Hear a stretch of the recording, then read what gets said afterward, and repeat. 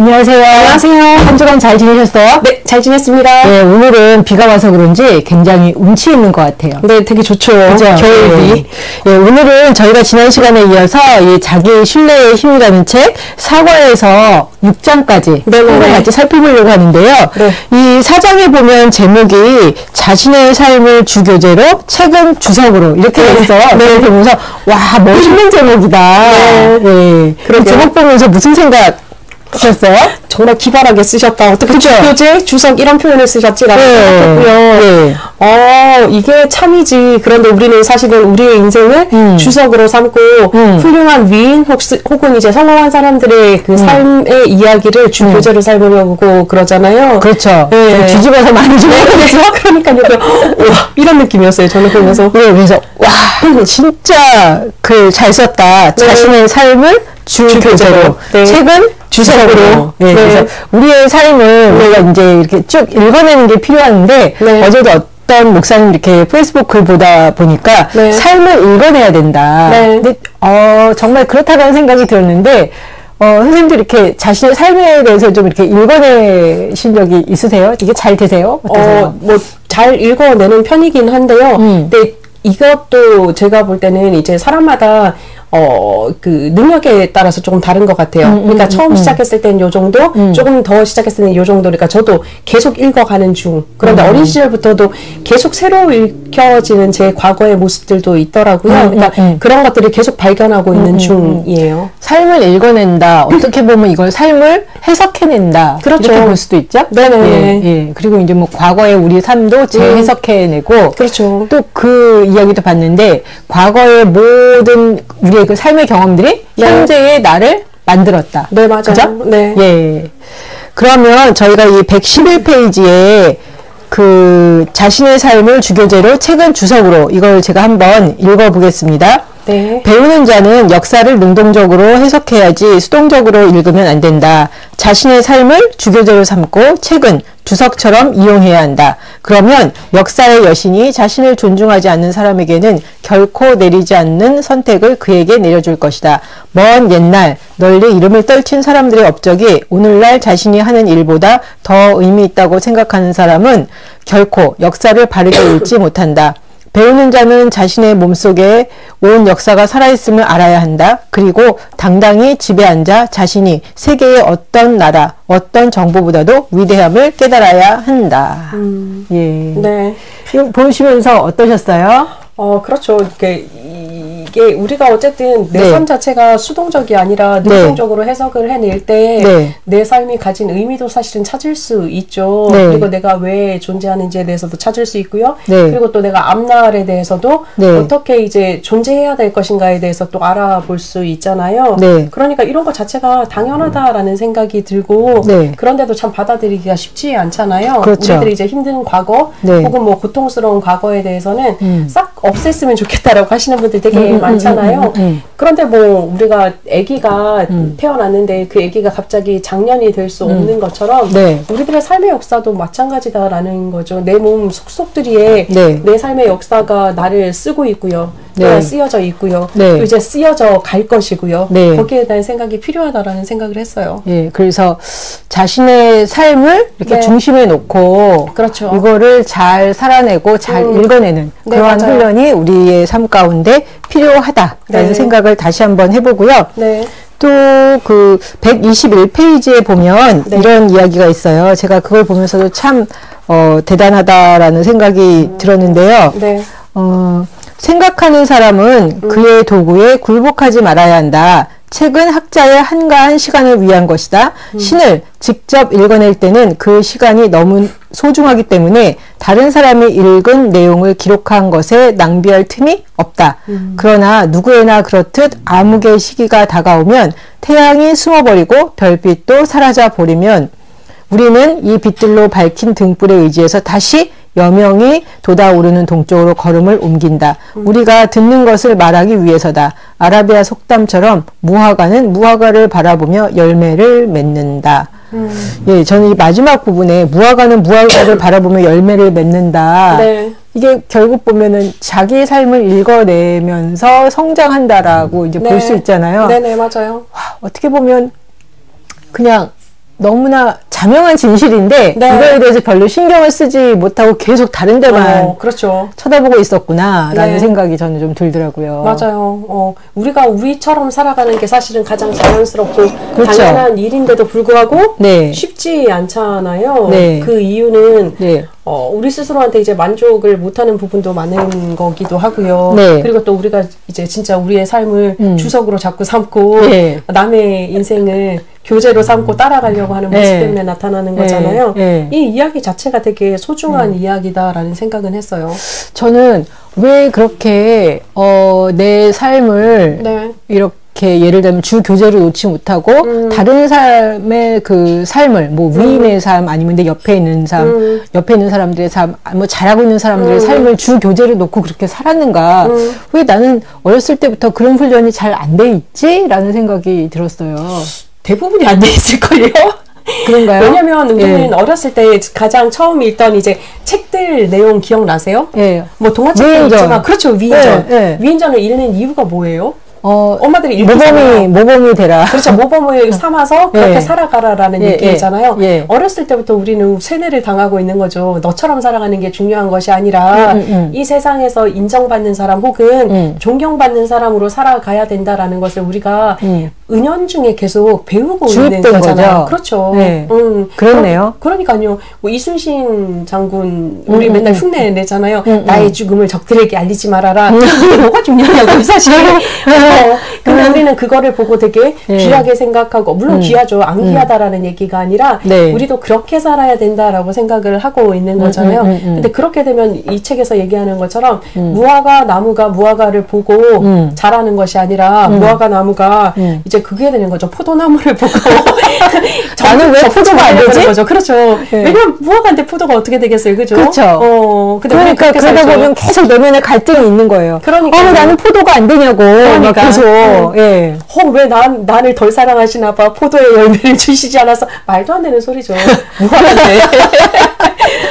시민대로 거두는 성경의 법칙이기도 하지만 우리들의 법칙이기도 하잖아요. 박미라가 심경미가 될 수 없듯이 심경미가 박미라가 될 수 없듯이. 저는 이제 박미영 선생님 되기를 포기했어요. 저처럼 살아가시면 힘드실 텐데요. 그러니까 안 되니까. 그러니까요. 예전에는 될 줄 알고 괜찮은 사람이었으면 열심히 따라 해봤다니까요. 그러니까요. 소용없어요. 근데 이걸 제가 조금 더 일찍 알았었으면 제 인생이 훨씬 더 편안하지 않았을까. 그럴 수도 있는데 지금이라도 아시는 것이 은총이라니까요. 모르고 평생 살아가시는 분들이 얼마나 많으세요. 그럴 수도 있죠. 그래서 네. 어제 무슨 이렇게 자료들을 접하다 보니까 우리나라 그 학생들이 가장 행복하지 않은 학생들 중에 맞아요. 국가 순위에서 보면은 이렇게 굉장히 상위에 링크돼 있잖아요. 자랑스럽죠. 너무 열심히 공부를 시키는 거예요. 그런데 사실 왜 이렇게 열심히 공부를 시키고 열심히 그 사교육에 투자를 하겠어요? 그렇죠. 자식들 잘 되라고. 그럼요. 그 자식들을 사랑하니까 그 자식이 나는 힘들게 살았고 나는 이것도 못 해봤고 저것도 못 해봤지만 너는 다 해봤으면 좋겠고 너는 나보다 훨씬 더 나은 삶을 살았으면 좋겠다. 맞아요. 그 좋은 마음을 가지고 그게 열심히 투자를 해 주신 거잖아요. 그런데 그게 그 아이들한테 별로 이렇게 잘 이렇게 효과적인 교육이 아닌 것 같아요. 왜냐하면은 저는 엄청난 투자를 했는데 그 투자한 것만큼 별로 이렇게 뭐라 그러면은 그 아이들이 행복하거나 그 아이들답게 자라나지 못하잖아요.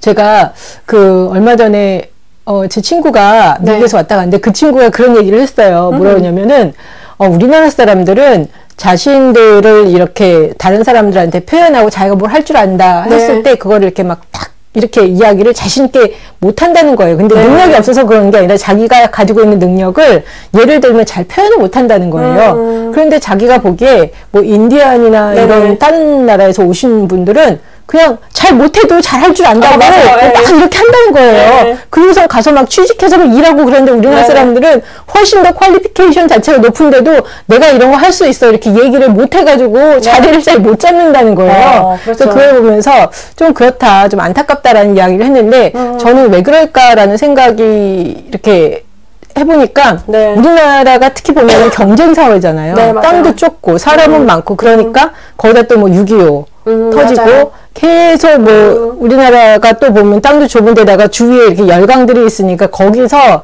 경쟁을 해서 계속 살아남아야만 하다 보니까 너무 인생이 퍽퍽한 거죠. 퍽퍽하고 피곤하잖아요. 그러니까 계속 그렇게 살으니까 뭐라 그러지? 항상 다른 사람과 나를 비교하다 보니까 자기가 이렇게 잘하고 이렇게 해도 그거에 대해서 항상 상대적으로 보기 때문에 네. 자기가 잘한다는 거를 이렇게 잘 드러내지를 못하는 것 같아요. 맞아요. 제가 또 들었던 생각이, 오늘 집에 그 생각이 딱 어떤 생각이 들었냐면, 뻥도 자신감이 있어야지 친다라는 생각이 들었어요. 맞아요.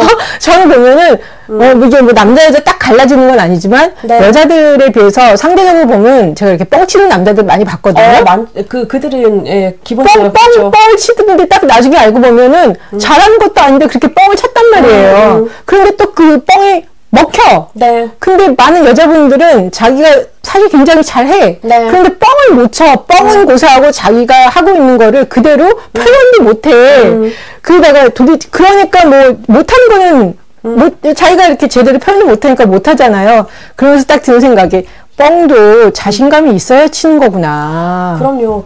뭐 남성 여성의 차이는 아닌데 사실은 네. 가장 기본적으로 뻥을 가장 잘 칠 수 있는 방법은 뭐냐면 진짜라고 믿어야 돼요. 그래야지 믿겨져요. 다른 사람들이. 진짜라고 믿어야지 뻥을 칠 수 있다? 그러니까요. 그래도 자기 안에 그래도 어느 정도 그래도 난 할 수 있다 이런 생각이 드니까 뻥도 치는 거 아니에요? 그러니까요. 자신감이 있다라는 것은 믿기 때문에 자신감이 있는 거예요. 믿음이 없으면 자신감 자체가 없죠. 아리까리하잖아요. 그러면 내가 그것을 그만큼 효과적으로 설명할 수도 없다는 거죠. 그러네. 네. 맞아요. 네. 그건 이제 뭐 남성 여성의 차이는 아니고 그렇지 않은데 상대적으로 이렇게 보면은 여자들도 뻥치는 사람들 있죠. 정말 많죠. 네, 근데 여자들 뻥치는 것보다 제가 보기엔 남자들 뻥치는 사람을 훨씬 많이 봤어. 허세가 좀 맞죠. 그러니까 뻥이라기보다 그걸 이제 허세가 조금 더. 허세와 뻥의 차이가 뭐예요? 뻥은 진짜 없는 거고 네. 허세는 좀 많이 부풀린 거죠. 아니 제가 보기에는 다 그게 그거예요. 왜냐면 뭐 어쨌든 그러니까 여러 다양한 계층의 사람들을 만나다 보니까 여러 가지 모습을 보여주기는 하더라고요. 그래서 진짜 뻥 치는 사람은 주로 이제 사실 사기꾼, 그러니까 할머니들, 할아버지들 그 안마 해준다고 데리고 가서 안마 해주고 노래 해주고 어머니, 아버님 해주고 몇백만 원 팔아먹는 분들이 뻥이잖아요. 그게 뻥인 거야? 그건 뻥이죠. 가짜니까.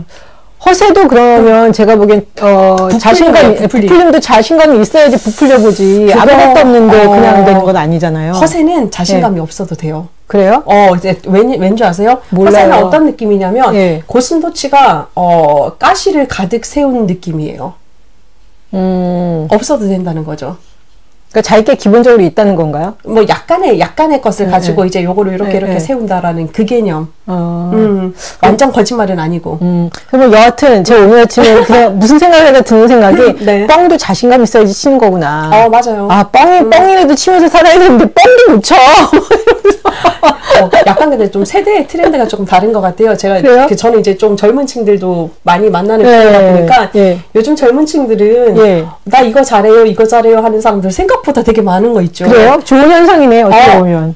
근데 이제 시켜보면. 그래서 약간 저는 이제 당황스러워. 이거 어떡하지? 이런 느낌이 살짝. 제가 그런 얘기들 어른들한테 많이 들었어요. 뭐 잘한다고 그래가지고 뽑아보면은 뭐 해보라 그러면 못한다는 거야. 그러니까요. 그러니까 약간의 트렌드의 차이가 있는데 아직까지 이제 뭐 40대까지는 거의 이제 정형화된 틀이 많잖아요. 그쵸. 30대까지도 완전 공부만 했던 사람들은 20대까지도 그런 게 있을 텐데 완전 공부만 하지 않았던 사람들은 요즘 트렌드 자체가 이제 그 사람들이 되게 여러 가지 자극에 노출되어 있잖아요. 그러다 보니까 저도 이제 어저께 저희 고3 부모님들하고 몇 명 만나면서 얘기를 듣다 보니까 애가 공부를 안 하고 막 딴 거 하고 해서 엄마는 속이 터진다라고 얘기를 하는데 당연한 거 같은 거예요. 왜냐면 자극이 여러 가지로 되니까 우리가 자극을 받았던 거는 노출된 환경은 공부하는 환경 아니면 우리는 노동해야 됐잖아요. 그쵸. 그 여상 뭐 이런 데 가서 그죠? 근데 그거 자체가 우리가 아니니까는 우리는 이제 공부만 한 거죠. 그런데 요즘 아이들은 우리보다 훨씬 많은 악기들에 노출이 되어 있고 훨씬 많은 예능에 노출되어 있고 뭐 그러다 보니까 그런 쪽 발현되는 친구들이 생각보다 많더라고요. 그리고 보면은 선택지도 굉장히 다양하잖아요. 맞아요. 근데 이제 부모 입장에서는 부모가 경험했던 그 선택지들밖에 없으니까 공부 열심히 해서 뭐 판검사 돼야 되고 의사 네, 돼야 맞아요, 되고 맞아요. 돈 많이 벌어서 막 이렇게 하는데 자녀들 입장에서 보면 요즘 세대 입장에서 보면 훨씬 더 다양한 선택지가 있죠. 눈에 보이니까 그렇죠. 예, 생각이 좀 많이 다른 것 같아요. 전쟁은 계속 일어나긴 하죠. 왜냐하면 이제 부모들은 아이들이 이해가 안 되니까 아이들은 부모가 이해가 안 되니까 뭐 그렇긴 하죠. 예. 이게 좀 서로 좀 커뮤니케이션이 잘 되면 네. 그러니까 자녀들 입장에서도 자녀가 자기를 가장 뭐 다 완벽하게 아는 건 아니잖아요. 맞아요. 그러니까 부모 이야기도 좀 들어보고 네. 또 부모도 자녀 이야기들을 좀 들어보고 이렇게 해서 좀 서로 이게 좀 잘 되면 훨씬 더 좀 풍성한 결과가 나오지 않을까. 그렇죠. 부모님들은 그 생각이 되게 많아요. 무화과 나무니까 무화과 열매밖에 안 돼. 내 속에서 났으니까 넌 이런 재능이 없어. 라고 아이들한테 되게 많이 이야기를 하는 거예요. 그런데 가만히 생각해 보면 그 부모들도 정말 먹고 노는 거 되게 좋아했는데 사는데 지쳐서 혹은 공부하는데 지쳐서 그런 거를 우리는 선택할 용기조차가 없었던 거죠. 그쵸, 그러다 그쵸. 보니까는 자기 속에 이제 잠재되어 있는 거를 모르는 경우가 많죠. 그렇죠. 그래서 내 속에서 난 자식이라 나하고 비슷하다라고 생각하기보다는 사실은 내 속에서 나도 또 다른 존재다라는 생각을 하면 좀 더 낫겠죠. 무화과는 무화과를 바라보며 열매를 맺는다. 그렇죠. 결국 좀 자기를 알아가고 그렇죠. 자기의 삶을 좀 읽어내고 그렇죠. 이게 참 중요하다, 필요하다라는 네. 생각이 드네요. 네네. 선생님 여기까지 보면서 좀 네. 예, 선생님한테 이렇게 와 닿았던 거? 네, 저는 124쪽에 보면 네. 어떤 얘기를 하냐면 네. 그 자기를 알아가는 방법에 대해서 이야기를 하고 있어요. 네. 124쪽에서 네. 생각과 경험이라고 이야기를 하는데 네. 우리들이 자신을 발견하는 여러 가지 도구 중에 하나가 뭐냐 새로 바뀌어지는 환경, 새로 바뀌어지는 사람으로 말미암음도 있다라고 얘기를 하는 거예요. 왜냐하면 이제 내가 살아가면서 수많은 사람들을 만나긴 하지만 비슷한 유형의 사람들을 사실은 많이 만나긴 하죠.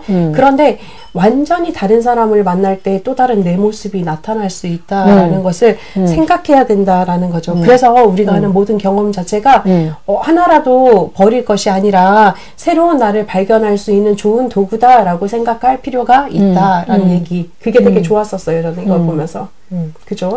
제가 어디에서 이제 무슨 글을 읽다가 그런 네. 이야기들이 나왔어요. 그러니까 이제 자신의 경험을 넓히기 위해서 네. 자신의 모국어가 아닌 다른 언어를 쓰는 사람들과 네. 대화를 해봐라. 네, 맞아요. 그리고 다른 환경의 사람들을 만나서 뭐 교류를 해보고 그러다 보면 이렇게 내가 알고 있는 게 다가 아니고 이렇게 폭이 점점 넓어진다는 네, 거잖아요. 맞아요. 네. 그래서 제가 한 4년 전? 네. 4, 5년 됐는데 남아프리카 공화국을 간 적이 있어요. 네. 예.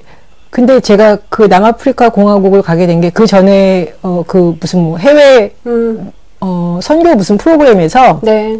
국제 프로그램에서 제가 파푸아뉴기니를 2주 동안 교회 방문을 한 적이 있었어요. 네. 근데 거기서 이제 남아프리카 목사님을 만났고 사실은 그렇게 아프리카인들을 제가 많이 만나보지를 못했어요. 그렇죠. 만날 일이 별로 없죠. 별로 없었고, 그 남태평양 사람들도 별로 만날 기회가 없었는데, 그 파푸아뉴기니를 가서 처음으로 이렇게 남태평양 사람들을 만났고, 근데 남태평양 사람들 거기 가서 보니까, 파푸아뉴기니 보니까 거의 그냥 아프리카인들이더라고요. 그래서 제가 보면서, 이게 예전에 땅이 갈라지면서 다 이렇게 아프리카 땅이었었나 할 정도로 그냥 다 아프리카 사람이나 파푸아뉴기니 사람이나 별 분간이 안 갔어요. 네, 그렇더라고요. 근데 이제 굉장히 또 제가 보기에는 아프리카 원래 본토 사람이랑 이 파푸아뉴기니 사람들이랑은 좀 다를 거예요. 또 이 남태평양의 그 분위기가 그렇겠죠. 있잖아요. 그래서 네네. 이분들은 이렇게 살고 이렇게 생각하고 뭐 이렇구나라는 거를 발견을 하고 네. 그 파푸아뉴기니에서 만난 그 남아프리카 목사님, 네. 그 아프리카 목사님과 이야기를 하다가 제가 그 해에 짐바브웨에 무슨 회의를 가기로 돼 있어서 네. 바로 남아프리카에서 위에 있는 나라니까 네. 겸사겸사 남아프리카 공화국을 가보고 싶다 그랬더니 자기네 교회에 오라는 거예요. 네. 네, 그 목사님은 남아프리카 그 프리토리아에서 목회를 하고 있었어요. 네. 근데 제가 그 교회 가보니까 예를 들면 우리나라 정동교회? 네. 네. 뭐 경동교회나 정동교회 그런 수준의 이제 오래된 예전에는 백인 교회였다고 그러더라고요. 백인들만 다닌 교회였는데 제가 그 교회 갔을 때는 백인도 흑인도 다 함께 예배드리는 이제 그런 교회였어요. 네. 그래서 제가 이제 그분 도움을 받아서 남아프리카 공화국을 가서 프리토리아 네. 여러 군데 이렇게 다니고 그분들 사는 것도 이렇게 보고 이러면서 정말 그 아프리카 사람에 대한 이렇게 새로운 인식? 네. 그 전까지는 저도 정말 이렇게 아프리카 분들을 만나지 못했기 때문에 네. 전혀 잘 몰랐어. 네네. 전혀 잘 모르다가 같이 이렇게 뭐 만나서 이야기하고 그 교회도 가고 그 교회에서 제가 이제 설교도 했었는데 네. 뭐 하면서 이렇게 다양한 여성 리더도 만나고 뭐 이렇게 하다 보니까 아, 이 사람들도 이렇게 사는구나. 그리고 남아프리카 공화국에 백인만 있는 게 아니잖아요. 거의 그렇죠. 대부분이 흑인들이잖아요. 네네. 근데 저는 그 흑인 목사님을 만난 거였고,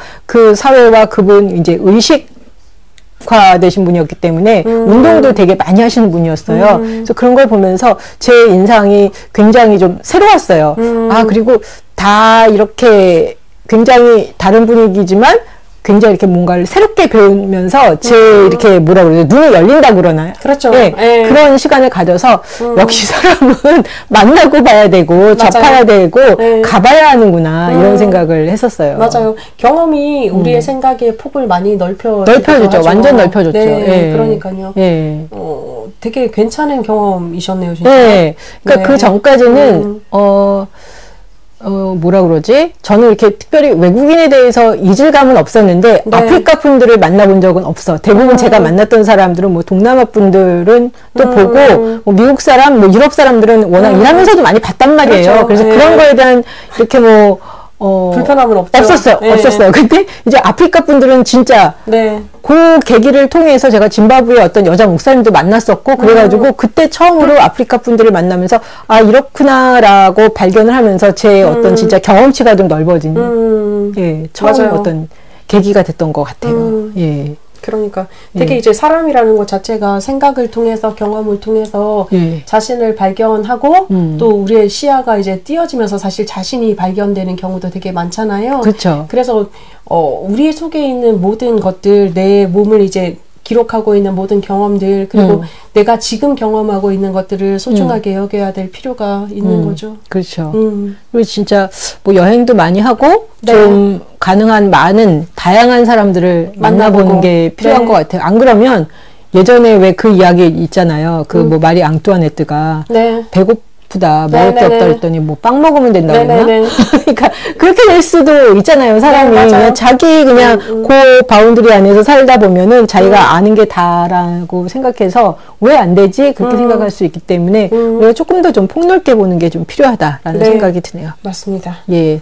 좋습니다. 그리고 또 재미있는 게 슬픈 전도 몽상이라는 제목이 있더라고요. 이게 보면 이제 사물을 있는 그대로 바라보지 못하고 어리석음이나 착각에 빠져 거꾸로 보는 상태를 일컫는다라고 이야기를 하고 있거든요.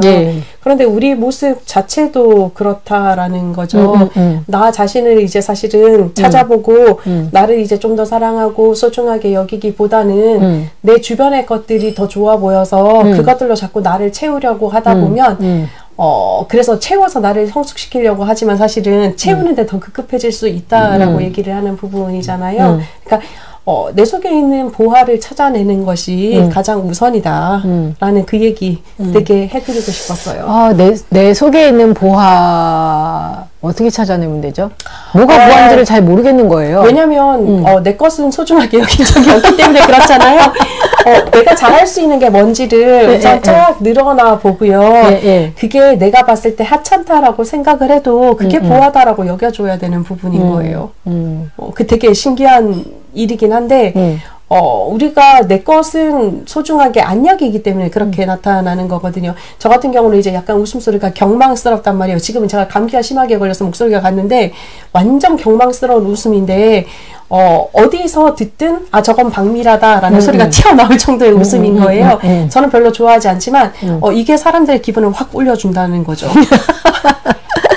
그런 것들 아니면 뭐 잘 웃는 것들 아니면 또 뭐 저는 이제 뭐 초콜릿 되게 좋아하거든요. 뭐 이런 것조차도 사실은 다 그런 것에 속할 수 있다. 내가 가진 것은 하나라도 그냥 에이 별거야라고 흘려버리지 말아라라고 얘기를 하는 거거든요. 그러면 그게 보화가 되는 거죠. 보화는 사실 보화가 처음부터 보화가 되는 건 없잖아요. 그리고 보화인 줄 알아야지 막 닦지. 그러니까요. 진주도 사실은 막 닦아야지 진주처럼 보이잖아요. 안 닦으니까 이게 진주인지 빛나는지 안 나는지를 모르네. 그러니까요. 내 속의 걸 발견하고 내가 가지고 있는 가장 좋은 장점들 혹은 그냥 일상적인 것들조차도 한번 보고 그게 좋다 계속 여겨주고 활용을 하면 그게 반짝이게 되는 거죠. 알겠습니다. 한번 열심히 찾아봐야지. 네, 찾아보세요.